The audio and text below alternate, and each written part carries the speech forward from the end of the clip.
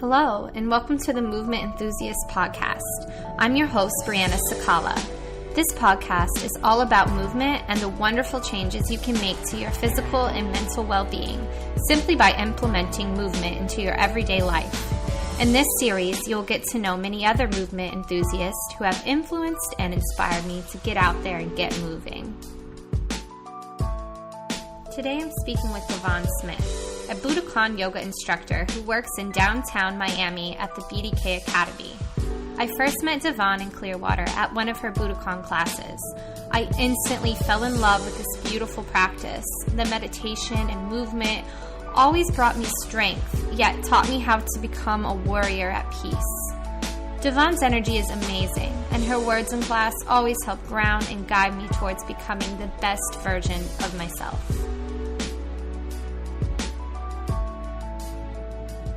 I'd like to introduce you all to Davonne Smith. Davonne, I have truly missed you so much, and I am so happy to be interviewing you today. Oh, thank you, honey. I'm glad to be here. I'm really happy. Good. So we're going to start with the same first question I always start with, and that is, when was the last time you moved? Yesterday.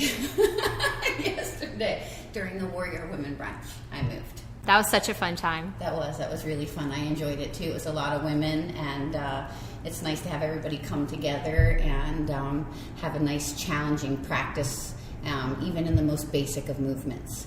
It was super challenging. It was. But it was so empowering. It was just, the energy of the room was just contagious. I loved it.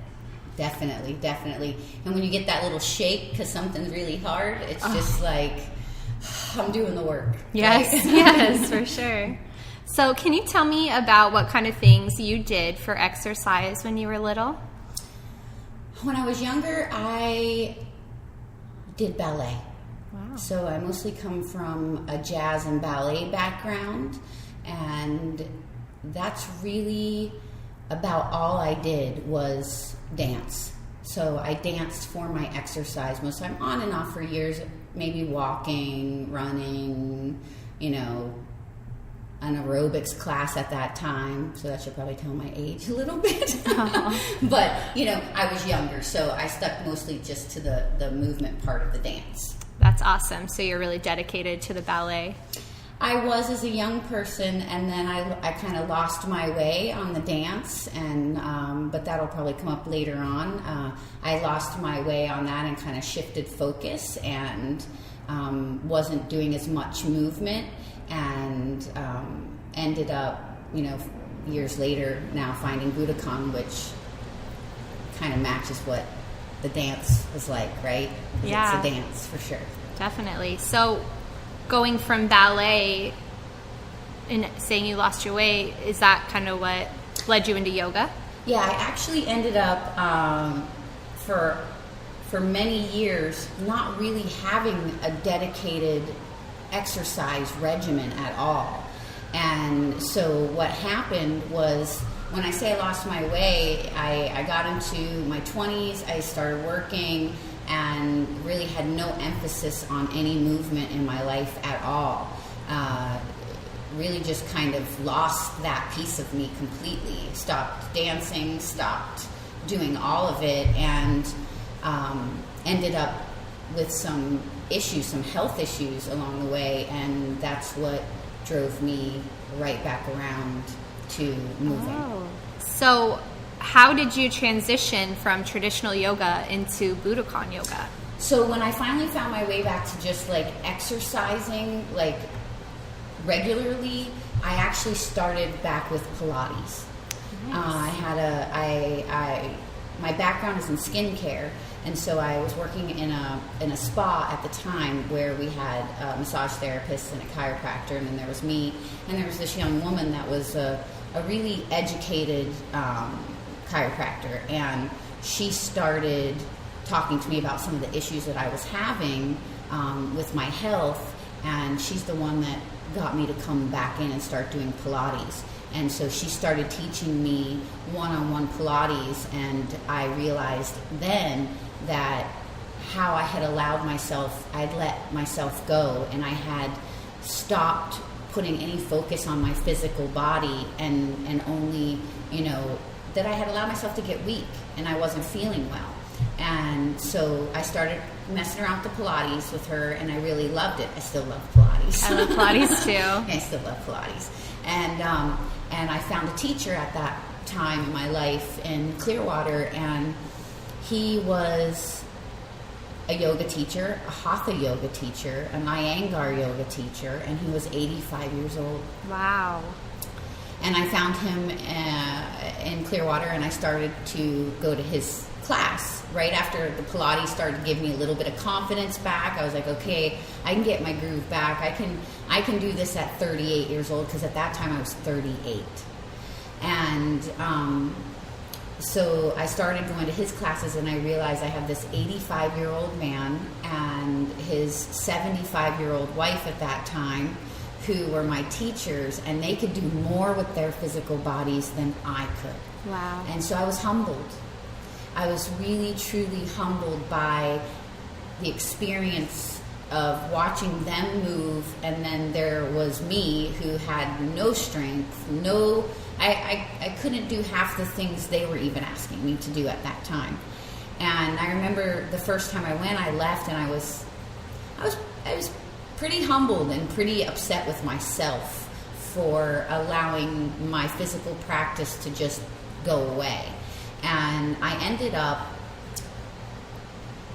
that night realizing that I either needed to keep going back to Claude's class, or I was not going to move. And I took that as a driver that night. It was a driver for me to just go, okay, I'm going to commit to myself.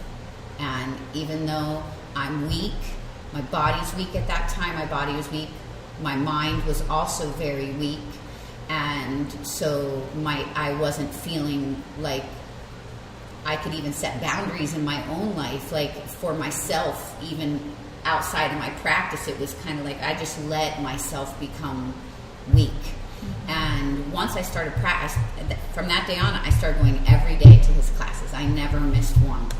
And so I would go 90-minute classes with him or his wife, whichever one. And little by little, I started to build strength. And the more strength that I built in my body, the more strength I felt I had in my mind. And so I started to get what you would call, I guess, your mojo. I started to feel like here, I was back. Here I am.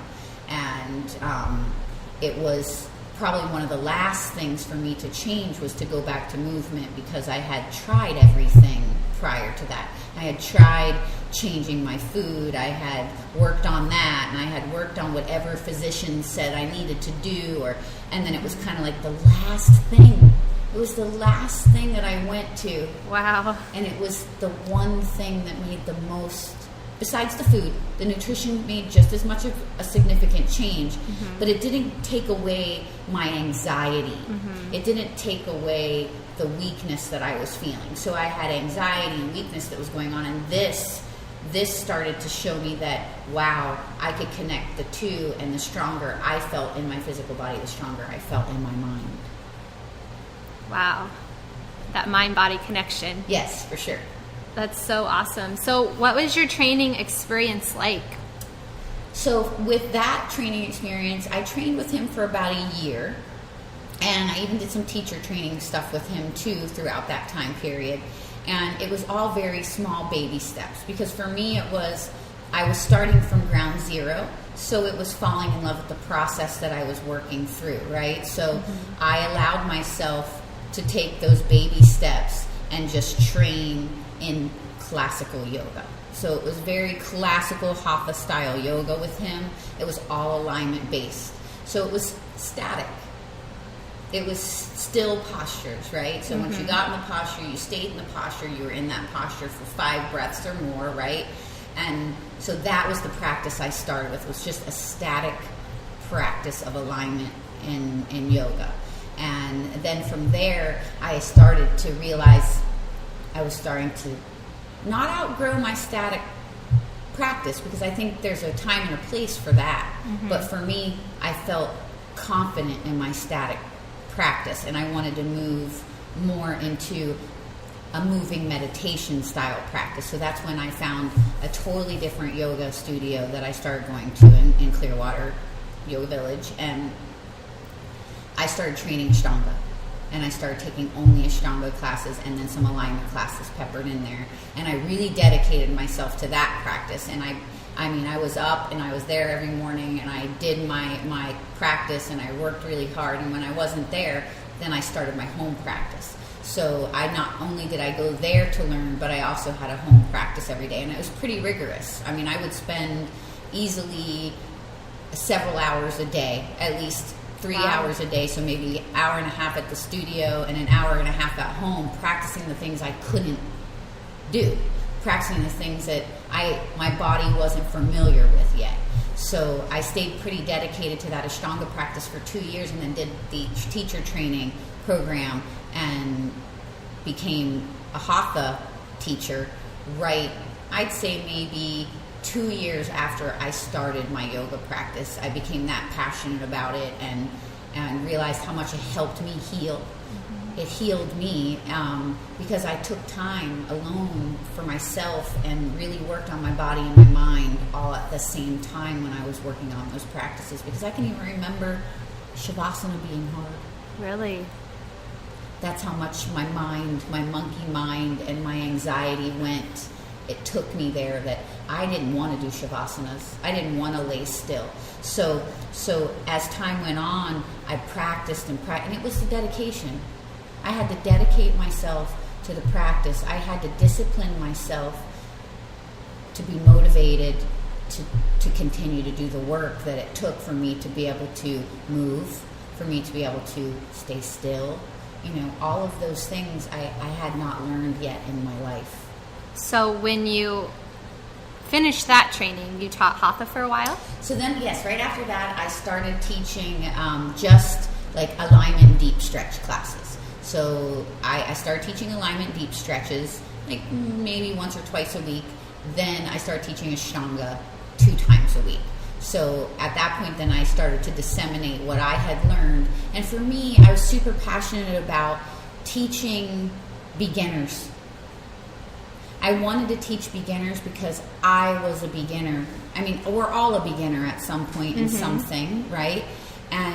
But I had the patience for people that were like me at that time, where they're coming in and they don't know where they're starting, and they don't know what to do, and they don't know how to what do I do and where do I start, and why am I doing this?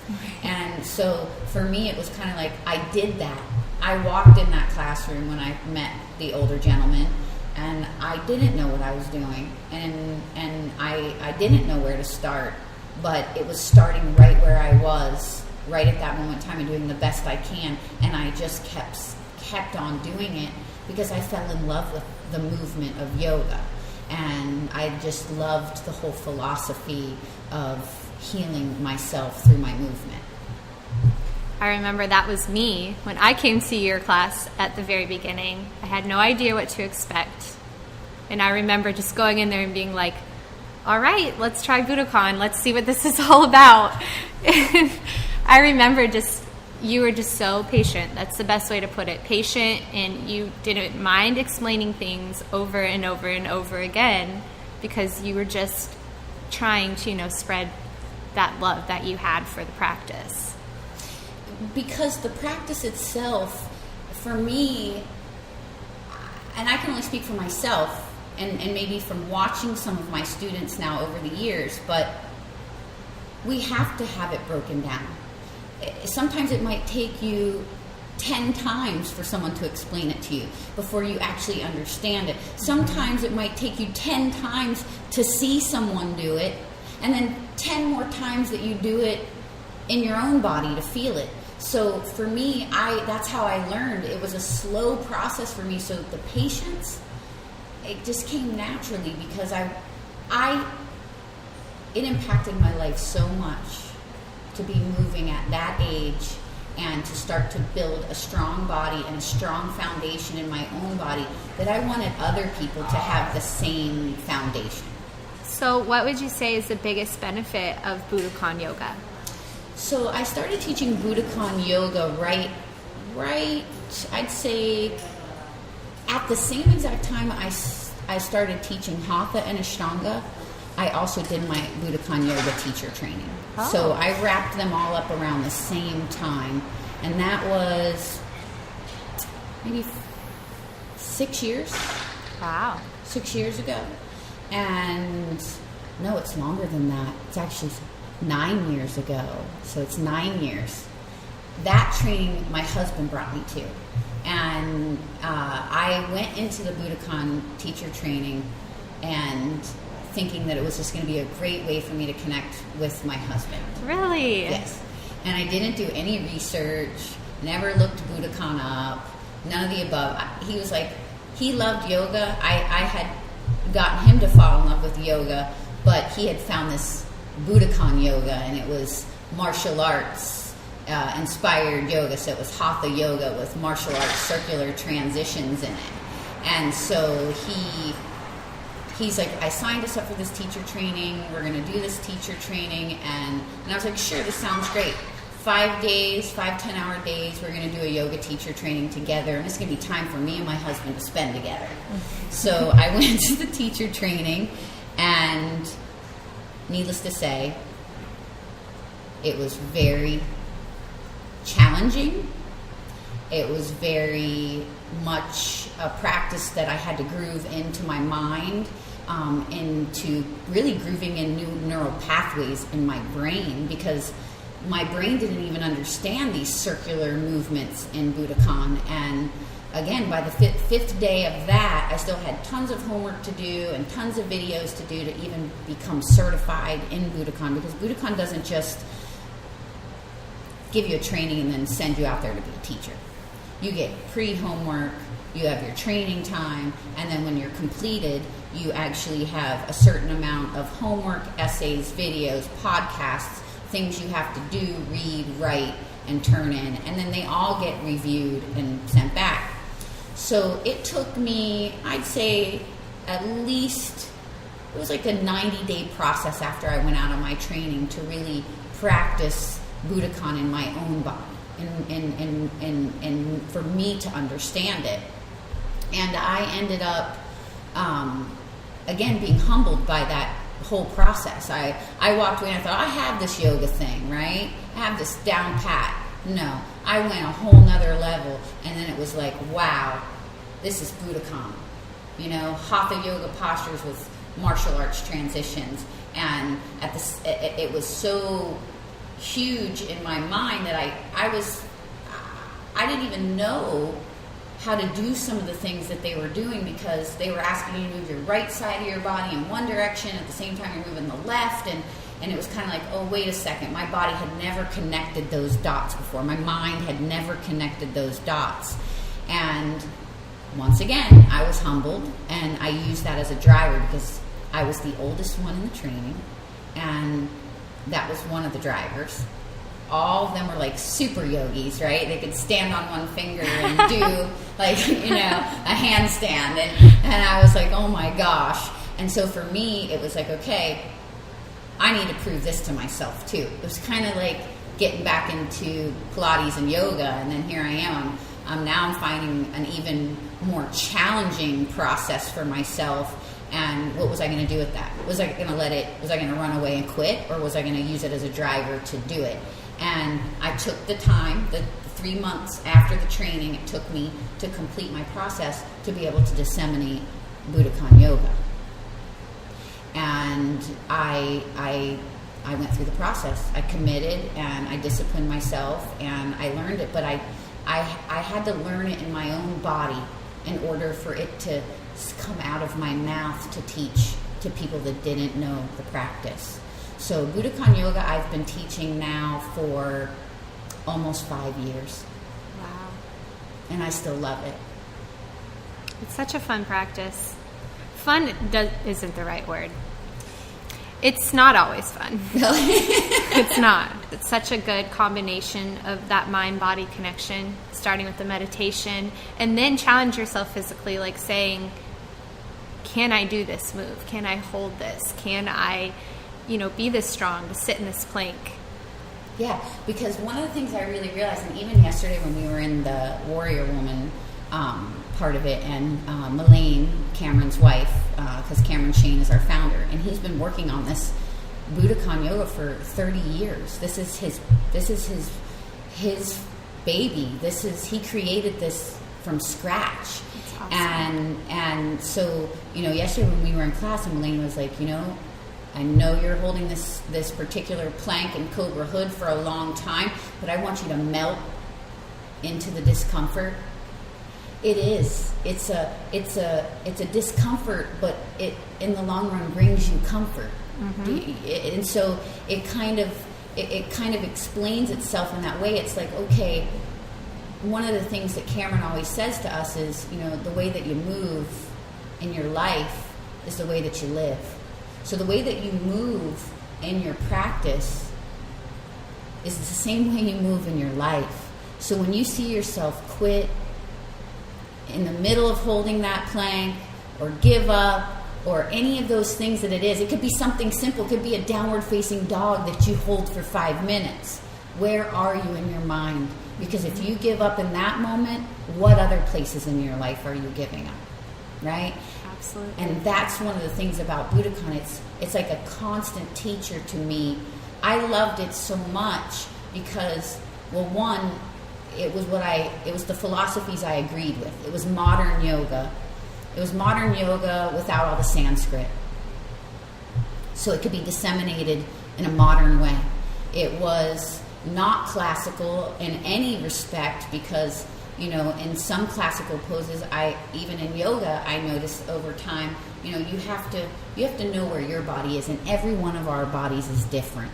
Mm-hmm. So there might be a move that you do that doesn't feel so good on your left knee, let's just say, but maybe it doesn't bother me. So you, in Budokon yoga, you have that flow of knowing where your body is. Do I need all my 10 toes forward? Do I need a micro bend in my knees? It's not strict and stringent. It's more of a slow style flow, and it's just connecting the dots to the next pose. It's not a fast flow, but the slower you go, the more your mind comes into play in it, and the more the strength that you've built in your body comes into play with it. So fast forwarding to the present, you now teach in Miami at the BDK Academy. Mm-hmm. What would you say is your favorite style of class to teach there? Well, at Budokon, I never saw that happening in 5 years, that I would end up from teaching just Budokon yoga to ending up in the Miami headquarters, where we actually do all of our trainings from. Even our international teacher trainings are done out of here 3 times a year. So, and those are 30-day trainings. I teach more of, we all teach Budokon yoga in the headquarters, so it's always going to be Budokon. But what we've done is I teach it more of a breakdown, more of a basics and flow, so that even seasoned people will feel it, but new people can come into the classroom and still start to learn the movement. So I teach more of a basics and flow of Budokon, so that people can get their foundation built, their foundation to move forward in this style of practice. Because we have a primary series in the practice, which consists of 7 sections, but then there's a second series. So it goes even further. So it goes deeper and deeper into it. So now what we do is we teach maybe 2 sections, but they might be, well, 1, they're slowed down, and then 2, there might be longer holds at the academy. We'll stop it and we'll build the strength. So not only in yoga, in our style of yoga, you're building flexibility, of course, but you're also building strength. So you used to be an esthetician. Can you give us one piece of advice about skincare? Flipping the switch on, yeah. So on the skincare side, I know I love skin. Skin's a passion for me, but yoga was a passion for me too. Right? Lots of passions. Yeah, exactly. Lots of passions. It's what I educated myself in. But with the skincare thing, the most important tip I can give women today is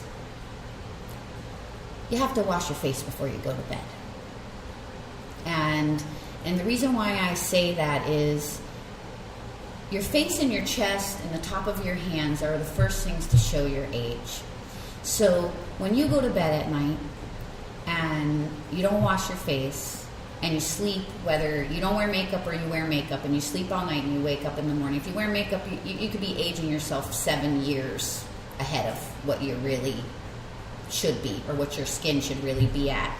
But when you go to sleep, your skin heals itself. Your body does most of its healing within those first couple of hours of sleep. So you want to go to bed with washing your face and maybe doing a special type of treatment that you want to do. It could be a night cream. It could be an essential oil blend, okay? And we can talk about that in a second on the essential oil blend. But I really love the essential oil blends for at night because, again, you can put some therapeutic essential oils in there so you have a nice clean face. And then you put your essential oil blend on, and then you sleep on it. So you're getting the healing from the essential oils, you're getting the moisture from the jojoba oil, and, you know, the healing takes place in that space. So I always even tell even my teenage daughter this. I don't care if you don't wash your face in the morning. The most important time to wash your face is before you go to bed. You still need to wash your face in the morning. But if you're skipping a wash, ladies, it should be the morning. And you should never wash your face more than 2 times a day. Because if you wash your face more than 2 times a day and you have acne and you think you're getting the oil or you're getting the acne or you're getting the oily skin taken care of, you're actually creating more oil. Oh. So it should be 2 times a day you wash your face, morning, most important time of the day to wash your face, nighttime, with your special treatment on it at night. So what essential oils would you recommend for skincare? Well, my favorite essential oil my favorite one's lavender. Okay. I have many favorites, but lavender is at the and they all laugh at me at the school about this. Lavender's at the top of my list. And the reason why I love lavender so much is because lavender doesn't react on people's skin. Lavender heals the skin. It calms sensitivities. It heals burns. I mean, Lavender's antibacterial, antifungal, antiseptic. Lavender is kind of a universal oil. Lavender can be used on a baby. So lavender's my number one favorite one that I keep in my arsenal. And I have a pretty big arsenal. But lavender's one of the favorites. The other one I really love is frankincense. And frankincense has its own smell and everything to it, but frankincense for the skin is a cell regenerator. So it's really good at regenerating cells in the skin itself and healing the skin. And so I really like those two for different reasons. And there's a lot more. I mean, there's a whole bunch of them, but and I'm very particular about the oils I use because they're not all treated or created equally. They're not all created equally. So if you think you're going to a health food store and you're just grabbing an oil off the shelf and you're like, oh, this one's great, well, that doesn't mean it wasn't cut with an adulterated oil like olive or coconut or something like that. So you really need to pay attention to the oils that you purchase that you're putting on your skin or in your body. Are there any brands you could recommend? I actually really love, years ago, I loved, when I first started this endeavor with skincare, I was in my 20s. And back then it was Young Living, but now I use doTERRA. I use all the doTERRA essential oils now. They are therapeutic grade essential oils, and you can put them on your skin and you can eat them. So, like for me, like recently, I just got on a whole kick with the turmeric, and I know we all kind of like know a little bit about turmeric, right? Mm-hmm. And its anti-inflammatory benefits. So now they're even carrying like ginger and turmeric and all of those in oil blends. So now I actually add turmeric or ginger or lemon to my kombuchas. Wow. So like whether it's kombucha or it's a glass of water with some lemon essential oil, because I know a lot of us are still doing the lemon waters, you know, this is the same kind of concept. Wow. So I kind of been sticking to the doTERRA, and I love it, and I actually teach on it to other people because I trust what they're doing with their oils. because they're going through a process to make them therapeutic grade. So. That's important, though. Are they organic? I think all of their oils are. They're not sprayed with any kind of pesticides or herbicides or anything like that. Yeah, so definitely. And then the other thing I wanted to say, just so everyone can hear it, is when we do oil blends at night, I say this to everyone, jojoba oil is the closest to what your skin already secretes. So your sebaceous glands already secrete your own oils. When you use jojoba oil as a base, for any essential oil that you're going to make a blend for your skin, the jojoba oil, it acts as a natural vitamin A, and it actually absorbs into the skin. Whereas if you're using like an almond oil or like I'm talking about carrier oils, you use one of those, doesn't mean you're going to get it in the skin. Because I know if I put coconut oil on, then I'm slick all day, right? Now, I'm not saying that coconut oil is bad, but it's not what I like to use on my face. So I always go for that jojoba when I blend anything at nighttime for myself to put on my face as a moisturizer, as an anti-aging, or to treat sensitive skin. I always go for jojoba as a base with my essential oils. Okay, awesome. So no coconut oil on the face, in your opinion? No coconut oil on the face. Save the coconut oil for your body, for your sun tanning, whatever it is that you're doing, but not on the face. So what has been your biggest challenge in your journey? The biggest challenge for me in my journey has been about building strength. It's about building strength. It's about continuing to still fall in love with this process, continuing to still encourage myself to be disciplined enough to move, right? Because we really need to move. We spend so much time, and even me, sitting, on computers, hunched forward, or, so all of us, including myself, I mean, it's about being disciplined enough to continue to move and fall in love with the process of what you're doing, even when it's hard, even when you don't want to. All the more reason not to give up. Correct. I love it. Correct. So what's been your biggest triumph? My biggest triumph for me in yoga? You mean in anything? In anything. Okay, well that's easy for me to say. My biggest triumph, just in my life so far, because one of the things I've pride myself in, and I feel very strongly about, and another reason why I love Budokon yoga so much is because we teach a system, and in that system we teach ourselves and we teach others how to be not only in their thoughts and emotions and in their environment and their nutrition and their movement, but most important, their relationships. And the biggest triumph for me is that I have been married 20 years. Aww. And I commit every day over and over again to that relationship and to my husband. And so it was something that was important to me as a young woman, and it's just as important to me as a 47-year-old woman. Aww. That marriage is not always easy. But it's, again, where are you in your practice, right? Where are you? Do you give up partway through?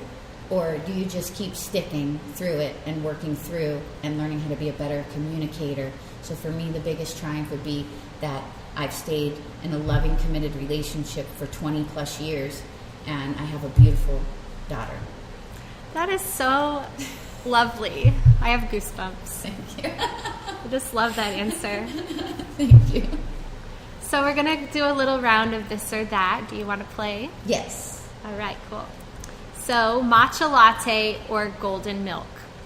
Matcha latte, even though I love both. Then a beach day or a day in the park? Beach day. Clearwater Beach or South Beach?